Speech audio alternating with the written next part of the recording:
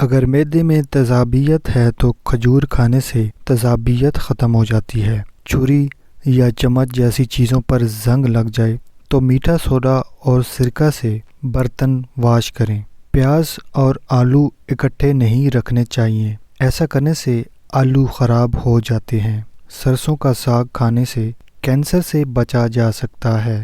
کیلا، بادام اور کشمش دودھ میں ڈال کر جوس بنا کر ہر روز پی لیا کریں، اس سے کمزوری دور ہو جائے گی۔ عورت کی سب سے بڑی کمزوری یہ ہے کہ وہ جلد اعتبار کر لیتی ہے۔ اگر عورت ہمیشہ جوان رہنا چاہتی ہے تو اس کو چاہیے کہ اپنا غصہ دبا کر رکھے۔ زیادہ غصہ کرنے سے چہرے پر بڑھاپے کے اثرات نمایاں ہونے لگتے ہیں۔